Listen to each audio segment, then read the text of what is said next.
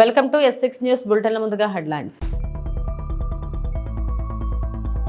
AP అసెంబ్లీలో ప్రశ్నోత్తరాల్లో అయోమయం, speaker Ayyanna ఆగ్రహం.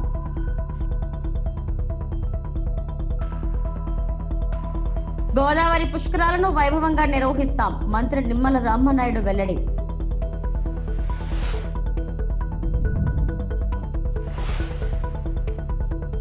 వైసీపీ హయాంలో అవినీతిపై విచారణ జరపాలి, మంత్రి పార్థసారథి.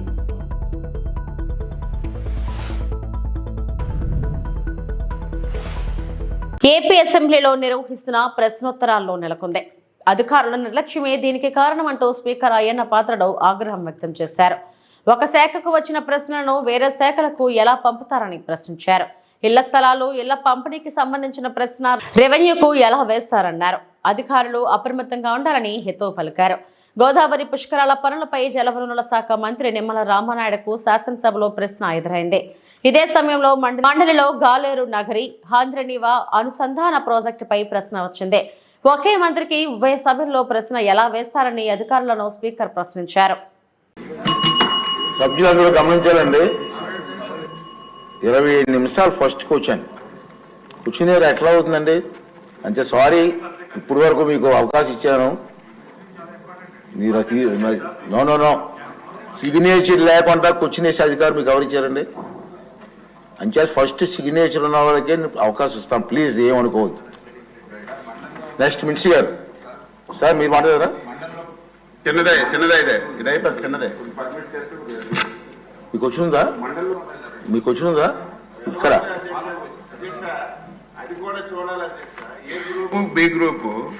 ఏ గ్రూప్ లో ఉన్న వాళ్ళకి బి గ్రూప్ లో అవి రిపీట్ అవ్వకూడదు. ఎందుకు వచ్చిందో అది అచ్చినారి గారు, మన అసెంబ్లీలో వచ్చిన క్వశ్చన్ కౌన్సిల్ రాకూడదు.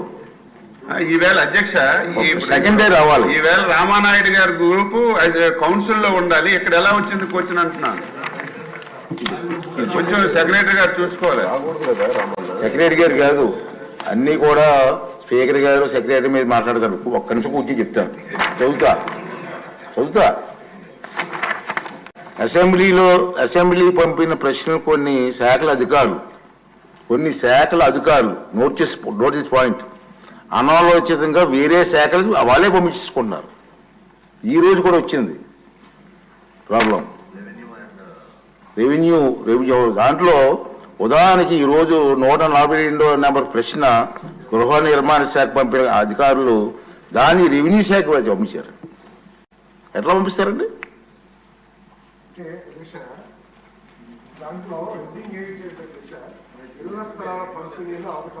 హెడ్డింగ్ ఇచ్చారు అధ్యక్ష.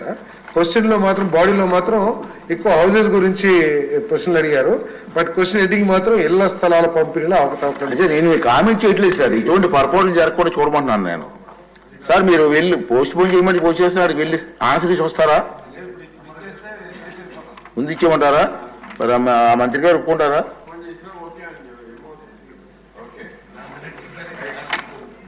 చెప్పానండి సార్, నిర్ణయం పెద్దల నిర్ణయం కూడా తీసుకోవాలి కదా.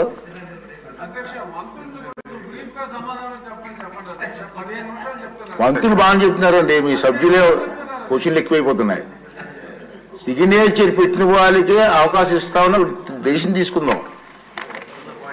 సార్ క్వశ్చన్ నెంబర్ రామనాయుడు గారు, 2027లో జరగబోయే గోదావరి పుష్కరాలను వైభవంగా నిర్వహిస్తామని జలవనరుల శాఖ మంత్రి నిమ్మల రామనాయుడు తెలిపారు. ముందస్తు ప్రణాళికలు లేకుండా పుష్కరాలు నిర్వహించడంతో భక్తులు ఇబ్బందులకు గురవుతున్నారని, ఈసారి ఎలాంటి అవాంఛనీయ ఘటనలు జరగకుండా ఏర్పాట్లు చేయాలని అసెంబ్లీ ప్రశ్నోత్తరాల్లో సభ్యులు అడిగిన ప్రశ్నలకు మంత్రి సమాధానమిచ్చారు. అన్ని శాఖల సమన్వయంతో పుష్కరాలు నిర్వహిస్తామని, ఘాట్ల సంఖ్యను పెంచుతామన్నారు. గంగా నది తర్వాత అత్యంత పేరుగాంచినటువంటి నది మన గోదావరి నది. అందుకే దీన్ని దక్షిణ గంగా అని కూడా మనం పిలుస్తూ ఉంటాం అధ్యక్ష. ఏదైతే 12 సంవత్సరాలకు వచ్చేటువంటి ఈ గోదావరి పుష్కరాలు ఏవైతే ఉన్నాయో, మరి బృహస్పతి ఒక్కొక్క ఏడాది ఒక్కొక్క రాశిలో ఉంటూ సింహరాశిలోకి ప్రవేశించినప్పుడు ఈ 12 సంవత్సరాలకు ఒకసారి పుష్కరాలు మనకు వస్తూ ఉంటాయి అధ్యక్ష. ఏదైతే ఈ యొక్క 12 సంవత్సరాలకు వచ్చేటువంటి ఈ పుష్కరాలు మరి ఒక్క ఏడాది ఉన్నప్పటికీ అందులో మొదటి 12 రోజులు ఆది పుష్కరాలుగా, తర్వాత ఆఖరణ వచ్చేటువంటి 12 రోజులు అంత్య పుష్కరాలుగా మనం పిలుస్తూ ఉంటాం అధ్యక్ష. ఈ రకంగా ప్రతి నిత్యం కూడా వేదంలా ఘోషించేటువంటి గోదావరి నది పుష్కరాల్లో మరింత దైవత్వాన్ని పొందుతుందనే విషయాన్ని కూడా మనం చూస్తున్నాం అధ్యక్ష. అటువంటి పుష్కరాల్ని అత్యంత ఘనంగా నిర్వహించాలి, భక్తి శ్రద్ధలతో ప్రజల విశ్వాసాలకు అనుగుణంగా నిర్వహించాలనేటువంటి ఆలోచనతోటే గతంలో ముఖ్యమంత్రిగా చంద్రబాబు నాయుడు గారు ఆ రోజు 2003 సంవత్సరంలోను అదేవిధంగా 2015 సంవత్సరంలోనూ కూడా ఈ యొక్క గోదావరి పుష్కరాలను అత్యంత ఘనంగా మన రాష్ట్రంలో నిర్వహించినటువంటి పరిస్థితి కూడా మీ దృష్టికి తీసుకొస్తున్నాను అధ్యక్ష. అదేవిధంగా రేపు 2027లో వచ్చేటువంటి గోదావరి పుష్కరాలకు కూడా మరి ఇప్పుడే గౌరవ సభ్యులు చెప్పినట్లుగా మరి అది ఒక్క ఇరిగేషన్ శాఖకు సంబంధించినటువంటి మాత్రమే కాకుండా, ఎందుకంటే ఇరిగేషన్ శాఖకు సంబంధించి ఏవైతే ఆ యొక్క గోదావరి నది ప్రాంతంలో వచ్చేటువంటి ఘాట్స్ ఏవైతే ఉన్నాయో అవి పంచాయతీరాజ్ నుంచి కానీ లేదా అక్కడ మున్సిపల్ అడ్మినిస్ట్రేషన్ నుంచి కానీ వచ్చేటువంటి ప్రతిపాదనలు ప్రకారం ఘాట్స్ నిర్మాణం చేయడం వరకు కూడా ఇరిగేషన్ శాఖ బాధ్యత తీసుకుంటారు అధ్యక్ష. మిగిలినటువంటి ఏవైతే ఇప్పుడు సభ్యులు చెప్పినటువంటి లా అండ్ ఆర్డర్ కానీ అదేవిధంగా మరి drinking water, food, sanitation, mobile health clinics, traffic and control arrangements, security, electricity, cultural programmes, internal roads, ఇవన్నీ కూడా అన్ని డిపార్ట్మెంట్లు లింక్ అయి ఉంది అధ్యక్ష. ఖచ్చితంగా ఇవన్నీ కూడా గౌరవ ముఖ్యమంత్రి గారు చంద్రబాబు నాయుడు గారు ఆధ్వర్యంలో అధ్యక్షతన అన్ని డిపార్ట్మెంట్స్ తోటి కూడా ఒక రివ్యూ మీటింగ్ తీసుకుని గౌరవ సభ్యులు చెప్పినట్లుగా, ఎందుకంటే వాస్తవం అధ్యక్ష లాస్ట్ టైం కూడా 2015లో ఒక 4 నెలల ముందే ఆ ఘాట్స్ ప్రతిపాదన రావడం జరిగింది అధ్యక్ష. ఆ 3-4 నెలల్లోనే టెండర్స్ పిలిచి వర్క్స్ కంప్లీట్ చేయడానికి దాంట్లో నాణ్యత కానీ ఇతరత్ర ఇబ్బందులు కూడా కొన్ని తలెత్తిన మాట వాస్తవం. అంచేత అటువంటి పరిస్థితులు తలెత్తకుండా ఈసారి ఖచ్చితంగా మరి ముందుగానే ముఖ్యమంత్రి గారి సమక్షంలో ఏర్పాట్లు చేస్తామని మీ ద్వారా కూడా మరి తెలియజేసుకుంటూ, అదేవిధంగా భక్తి శ్రద్ధలతో గోదావరి పుష్కరాలు నిర్వహిస్తూ ఏదైతే గోదావరి హారతి కూడా అధ్యక్ష, ఎందుకంటే ఆ రోజు 2015 నుంచి ఈ యొక్క ప్రతి రోజు కూడా సాయంత్రం గోదావరి హారతి ఆ రోజు ఆంధ్రప్రదేశ్ ప్రభుత్వం మరి చేపట్టింది అధ్యక్ష. ఏదైతే 75% దేవాదాయ శాఖ అదేవిధంగా 25% బుద్ధవరపు చారిటీ వాళ్ళు ఎవరైతే ఉన్నారో వాళ్ళ ద్వారా ఆ యొక్క గోదావరి హారతి నిర్వహిస్తున్నాం అధ్యక్ష. దురదృష్టం ఏంటంటే మొన్న 2021 సంవత్సరంలో ఈ ప్రభుత్వం వచ్చిన తర్వాత దానికి నిధులు విడుదల చేయకుండా కనీసం కరెంటు బిల్లులు కూడా కట్టనటువంటి పరిస్థితిలో ఆ గోదావరి హారతి నిలిచిపోయినటువంటి పరిస్థితి అధ్యక్ష. ఎందుకంటే ఏదైతే మనందరం కూడా పంచభూతాలుగా ఏదైతే గాలి, నీరు, అగ్ని, ఆకాశం, భూమి ఇవన్నీ పంచభూతాలుగా మనం కొలుస్తూ ఉంటాం అధ్యక్ష. అందులో కూడా ప్రత్యేకించి నీరు అంటే సకల జీవరాశులకి ఆధారం అధ్యక్ష. అటువంటి నీరుని మనం పూజించేటువంటి సంస్కృతి సాంప్రదాయాల మీద కూడా గత ప్రభుత్వం దాడి చేసింది అధ్యక్ష. ఈ రోజు ఈ ఎన్డీఏ ప్రభుత్వం వచ్చిన తర్వాత మళ్ళీ మొన్న గోదావరి హారతిని కూడా పునరుద్ధరించింది ఎన్విరాన్మెంట్ డిపార్ట్మెంట్ అని చెప్పేసి కూడా మీ ద్వారా తెలియజేసుకుంటాను. గత వైసీపీ ప్రభుత్వ అనాలోచిత నిర్ణయాల వల్ల హౌసింగ్ ప్రోగ్రాం అస్తవ్యస్తమైందనేది వాస్తవం. ఇళ్ల స్థలాల ఎంపికలో, లేఅవుట్ ప్రిపరేషన్, ఇళ్ల స్థలాల కేటాయింపులో రూల్స్ ఫాలో అవ్వకుండా గత వైకాపా నేతలు ఇష్టానుసారంగా చేశారు. వీటినన్నిటిపై ఎంక్వైరీ వేయడం జరిగింది. నాడు ఇళ్ల స్థలాల విషయంలో గొప్పలు చెప్పి ఊకదంపుడు ఉపన్యాసాలు చెప్పిన జగన్మోహన్ రెడ్డి అర్హత ఉన్న తెలుగుదేశం, జనసేన పార్టీలకు చెందిన వారికి ఇల్లు శాంక్షన్ అయినప్పటికీ ఇల్లు ఇవ్వలేదు. వీటి మీద కూడా చట్టపరమైన చర్యలు తీసుకుంటాం అని మంత్రి కొలుసు పార్థసారథి అన్నారు. గత ప్రభుత్వం యొక్క అనాలోచిత నిర్ణయాల మూలంగా అధ్యక్ష హౌసింగ్ ప్రోగ్రాం అంతా కూడా కొంచెం అస్తవ్యస్తంగా అయిన మాట వాస్తవం అధ్యక్ష. ఇళ్ల స్థలాల ఎంపికలో కానివ్వండి, లేఅవుట్ ప్రిపరేషన్లో కానివ్వండి, లేదు ఇళ్ల స్థలాల కేటాయింపులో కానివ్వండి, ఒక రూల్స్ కానివ్వండి లేదా టౌన్ ప్లానింగ్ యొక్క రూల్స్ని అమలు చేయడంలో కానీ ఎక్కడొక్కడ వాటిని ఫాలో కాకుండా వాళ్ళు ఇష్టం వచ్చిన రీతిలో చేసిన మాట వాస్తవం అధ్యక్ష. వీటన్నిటి మీద కూడా రెవెన్యూ డిపార్ట్మెంట్ చెప్పినట్లు వీటన్నిటి మీద కూడా ఎంక్వైరీ చేశారని చెప్పేసి రెవెన్యూ శాఖ వారు కూడా చెప్పారు అధ్యక్ష. ఆ రిపోర్ట్ రాగానే తప్పకుండా గౌరవ సభ్యులందరూ కూడా తెలియజేస్తాం అధ్యక్ష. కానీ కొత్త విషయాలు కూడా వస్తాయి అధ్యక్ష. ఎందుకంటే రాష్ట్రం అంతా 1 సెంటు, సెంటున్నర ఇస్తే కందుకూరులో 2 సెంట్లు ఇచ్చేశారు. ఇది ఎక్కడ కొత్తగా మేము కూడా కొత్తగా వింటున్నాం అధ్యక్ష. ఇది గత ప్రభుత్వం అంటే వాళ్ళు ఇష్టం వచ్చినట్టు ఒక రూల్స్ కానివ్వండి, ఒక పద్ధతి కానివ్వండి లేకోకుండా వాళ్ళు ఏ విధంగా చేశారనే దానికి ఇదో పెద్ద మచ్చుతునికి అధ్యక్ష. ఎట్లా ఇచ్చారు దీని మీద తప్పకుండా ఎంక్వైరీ చేసి బాధ్యత మీద వాళ్ళ మీద చర్యలు తీసుకుంటామని చెప్పేసి తెలియజేస్తాం అధ్యక్ష. అదేవిధంగా గృహ నిర్మాణానికి వస్తే అధ్యక్ష, చాలా ఇల్లు కేటాయింపులో కానివ్వండి చాలా గొప్పగా చెప్పారు. పేదలందరికీ ఇల్లు అని చెప్పేసి ఆనాటి ముఖ్యమంత్రి గారు చాలా గొప్పగా చెప్పి కొంతమందికి మాత్రమే తెలుగుదేశం జనసేన అంటే ప్రత్యేకంగా వాళ్ళందరికీ కూడా శాంక్షన్ అయినా ఎలిజిబిలిటీ ఉన్నా కూడా వాళ్ళందరికీ ఇల్లు రాకోకుండా చేశారు అధ్యక్ష. దాంట్లో ఎటువంటి అనుమానం లేదు. దాని మీద తప్పకుండా చర్యలు తీసుకుంటామని చెప్పేసి నేను మనవి చేస్తాను అధ్యక్ష. కృష్ణా జిల్లా గన్నవరం పోలీస్ స్టేషన్ ఎదుట కొనసాగుతున్న వైఎస్ఆర్సీపీ శ్రేణుల ఆందోళన. తెల్లవారుజామున ఎంపీపీ అనకాని రవితో పాటు 8 మంది గన్నవరం వైసీపీ నేతలను అరెస్టు చేసిన పోలీసులు. ఉదయం నుంచి స్టేషన్ల చుట్టూ తిప్పుతున్న పోలీసులు. కోర్టులో ప్రవేశపెడుతున్నామంటూ 3 గంటల హైడ్రామా నడిపిన పోలీసులు. కోర్టు సమయం దాటిపోయిన తర్వాత వైసీపీ నేతలను గన్నవరం పోలీస్ స్టేషన్ కు తీసుకొచ్చిన పోలీసులు. సాయంత్రం 7:30 గంటల నుంచి గన్నవరం పోలీస్ స్టేషన్ లో వైసీపీ నేతలు, మరోమారు వేరే చోటకు వైసీపీ నేతలను తరలించేందుకు సిద్ధమవుతున్న పోలీసులు. పోలీసుల తీరుపై గన్నవరం వైసీపీ నేతల కుటుంబ సభ్యులు ఫైర్. అసలు ఏ కేసులో అరెస్టు చేశారో చెప్పడం లేదంటూ ఆగ్రహం. పోలీసుల తీరుపై అనుమానం వ్యక్తం చేస్తున్న గన్నవరం వైసీపీ నేతల కుటుంబ సభ్యులు. మీరు రెడ్ బుక్ లో ఎక్కించే వ్యక్తి కాదుగా. మీరు రెడ్ బుక్ లో ఎక్కించే వ్యక్తి అయితే కాదండ.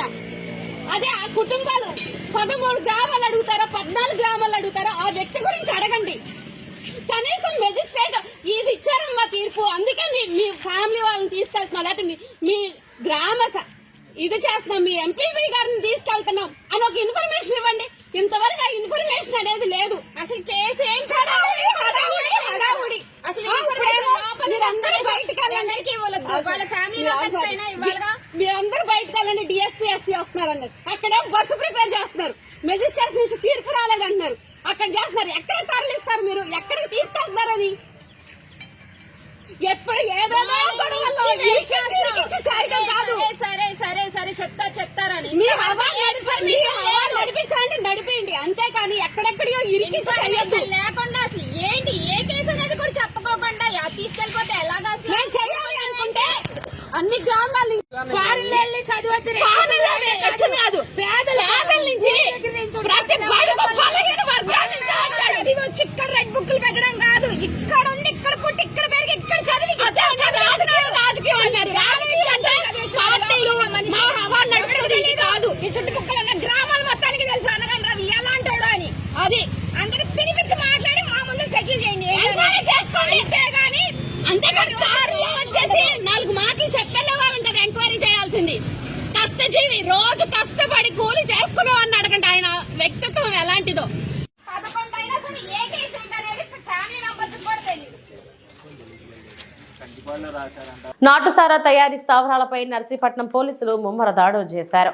జిల్లా ఉన్నతాధికారుల ఆదేశాల మేరకు Narsipatnam rural CI L Revathamma గారి ఆధ్వర్యంలో Narsipatnam rural police station SI P Rajarao మరియు సిబ్బంది ఈ రోజు నర్సీపట్నం మండలం చెట్టుపల్లి మరియు రోలుగుంట మండలం సరిహద్దుల్లో నాటుసారా తయారీకి సంబంధించిన స్థావరాలపై నమ్మకమైన సమాచారంతో నర్సీపట్నం రూరల్ పోలీసులు మెరుపు దాడి చేయగా నాటుసారా తయారీకి ఉపయోగించే పులుపు సుమారు 4000 లీటర్లను ధ్వంసం చేయడం జరిగింది. అదేవిధంగా నాటుసారా తయారీకి ఉపయోగించే సామాగ్రిని కూడా ధ్వంసం చేయడం జరిగింది.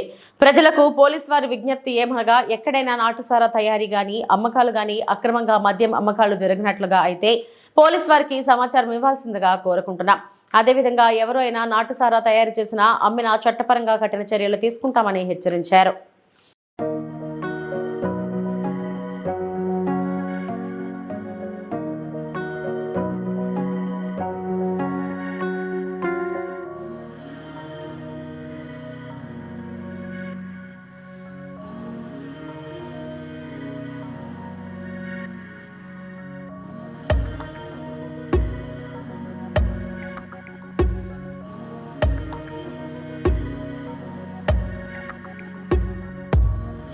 ప్రజలపై భారాలు మోపే విద్యుత్ ట్రూ యాప్ ఛార్జీలు రద్దు చేయాలని, స్మార్ట్ మీటర్ల బిగింపు ఆపాలని సిపిఎం జిల్లా కార్యదర్శి వర్గ సభ్యులు పి తేజస్వరరావు ప్రభుత్వాన్ని డిమాండ్ చేశారు.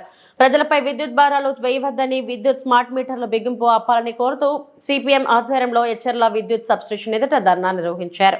ఈ సందర్భంగా ఆయన మాట్లాడుతూ రైతులు, కార్మికులు, ప్రజల పాలిట ఉరితాళ్లుగా మారనున్న విద్యుత్ స్మార్ట్ మీటర్లు బిగింపు ప్రక్రియను తక్షణమే నిలిపివేయాలని డిమాండ్ చేశారు. విద్యుత్ స్మార్ట్ మీటర్స్ కు వ్యతిరేకంగా ప్రజలంతా ఐక్యంగా ఉద్యమించాలని పిలుపునిచ్చారు. తెలుగుదేశం కూటమి ప్రభుత్వం అధికారంలోకి వచ్చిన తర్వాత జిల్లాలో ప్రభుత్వ కార్యాలయాలకు ముందుగా ప్రీపెయిడ్ స్మార్ట్ మీటర్లు బిగిస్తున్నారని అన్నారు. ప్రస్తుతం చిన్న మధ్యతరగతి వ్యాపార సంస్థలతో సహా అందరికీ స్మార్ట్ మీటర్లు పెడుతున్నారని, నివాస గృహాలకు మీటర్లు పెట్టడానికి సన్నాహాలు చేస్తున్నారని అన్నారు. जिंदाबाद सीपीएम जिंदाबाद जिंदाबाद जिंदाबाद सीपीएम जिंदाबाद जिंदाबाद విద్యుత్ భారాలు వేయొద్దు. మనం రీఛార్జ్ చేసుకుంటే మొబైల్ ఫోన్ ఏ రకంగా అయితే రీఛార్జ్ చేస్తామో ఆ పద్ధతిలో 1000-500 రూపాయలు మనం రీఛార్జ్ చేసుకుంటే ఎన్ని యూనిట్లు అయితే వాడతామో అంతవరకు కరెంట్ వస్తుంది. తర్వాత మనకి ఎటువంటి సమాచారం లేకుండానే డైరెక్ట్గా కరెంట్ ఆగిపోతుంది. మరో దుర్మార్గం ఏంటంటే ఈరోజు మనం వాడే బిల్లుకి ప్రతి నెల కూడా అదనంగా అంటే ఉదయం వాడే కరెంటు ఛార్జీ వేరే, రాత్రి సాయంత్రం 6 నుంచి 9 వరకు వాడే కరెంటు ఛార్జీ వేరే. ఆ రకంగా అంటే ఎక్కువ విద్యుత్ వినియోగం వాడే టైంలో పీక్ అవర్స్ అంటారన్నమాట. ఆ టైంలో కరెంట్ ఛార్జీ అదనంగా పెంచాలని చెప్పి ఈ రకంగా దుర్మార్గంగా ఈ విద్యుత్ తాలూకా భారాలు 20,000 కోట్ల రూపాయలు ప్రజల మీద వచ్చే నెలను కూడా భారాలు వేయడానికి సంబంధించి ప్రభుత్వం ఇప్పటికే నిర్ణయం చేసింది.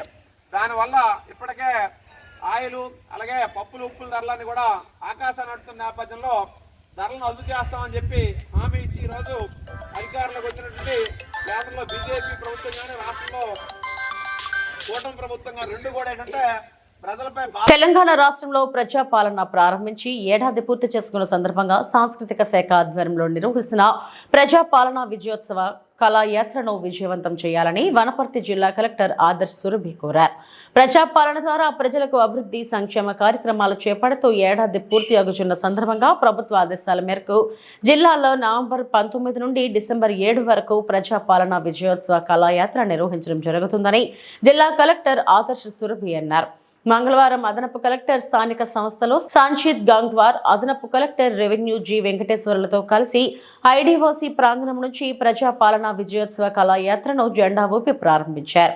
ఈ సందర్భంగా కలెక్టర్ మాట్లాడుతూ జిల్లా పౌర సంబంధాల అధికారి సాంస్కృతిక శాఖ ఆధ్వర్యంలో ప్రజాపాలన విజయోత్సవ కళాయాత్ర చేపట్టడం జరిగిందన్నారు.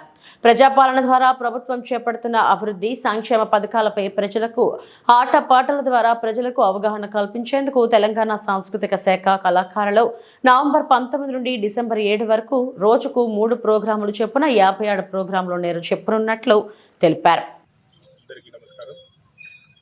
మన ప్రజాపాలన విజయోత్సవాల సెలబ్రేషన్స్ కోసం మన కళా బృందం తెలంగాణ సాంస్కృతిక సమితి ద్వారా ప్రతి ఊరికి ప్రతి మండలానికి వాళ్ళు రీచ్ కావాలి. మన ప్రభుత్వం యొక్క స్కీమ్లు, ప్రభుత్వం యొక్క ఉద్దేశాలు కూడా ప్రజలందరికీ తెలపాలి.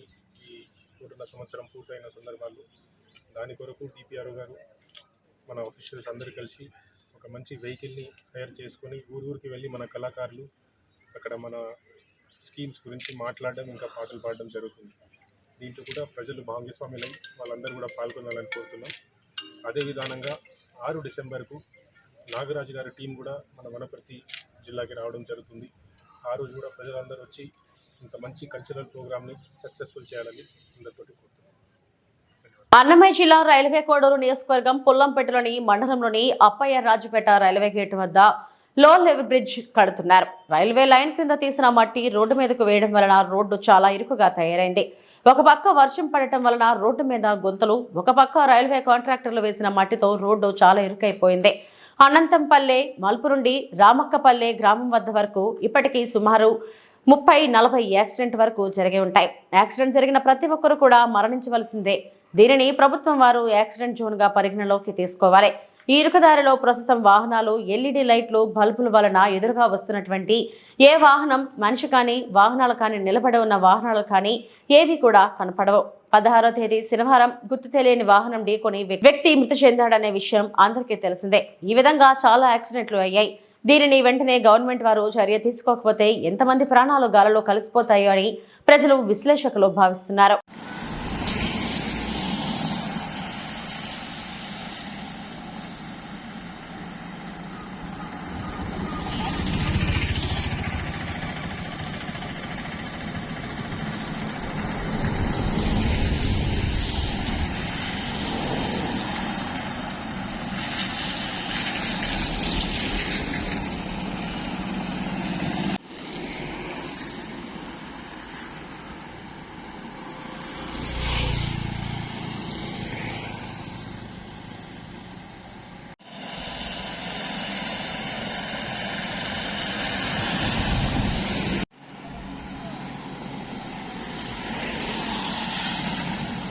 గుంటూరు మెడికల్ కాలేజీలోని జింఖానా ఆడిటోరియంలో IME 66వ రాష్ట్ర సదస్సు జరగనుంది. ఈ నెల 22, 23 మరియు 24 తేదీలలో నిర్వహించే ఈ సదస్సుకు వైద్యులు పెద్ద సంఖ్యలో హాజరై విజయవంతం చేయాలని రాష్ట్ర సదస్సు ఆర్గనైజింగ్ సెక్రటరీ డాక్టర్ సేవా కుమార్ పిలుపునిచ్చారు. సుమారు 16 సంవత్సరాల తర్వాత మళ్లీ గుంటూరులో సదస్సును నిర్వహిస్తున్నామని తెలిపారు. కార్యక్రమానికి ముఖ్య అతిథులుగా కేంద్ర గ్రామీణ అభివృద్ధి టెలికమ్యూనికేషన్ల మంత్రి డాక్టర్ పెమ్మసాని చంద్రశేఖర్, IMA జాతీయ అధ్యక్షులు డాక్టర్ అశోకన్ తదితరులు హాజరవుతారని పేర్కొన్నారు. Welcome and thank you. Already మా కిషోర్ గారు చెప్పినట్లు రాష్ట్ర స్థాయి వార్షిక సమావేశం 66వ సమావేశం గుంటూరు జింఖానా ఆడిటోరియంలో 22, 23, 24 తారీఖుల్లో జరుగుతుంది. ఇవాళ ప్రెస్ మీట్ పెట్టింది ఆ కాన్ఫరెన్స్ యొక్క ముఖ్య విశేషాలు తెలియజేయడానికి. సో దీనికి రాష్ట్రం అన్ని వైపుల నుంచి 1500 పైన డాక్టర్లు డెలిగేట్స్గా హాజరవబోతున్నారు. అంతేకాకుండా పీజీస్ కూడా ఎడ్యుకేషన్కి సంబంధించిన కాన్ఫరెన్స్ కాబట్టి వాళ్ళు కూడా ఇన్వైట్ చేశాము.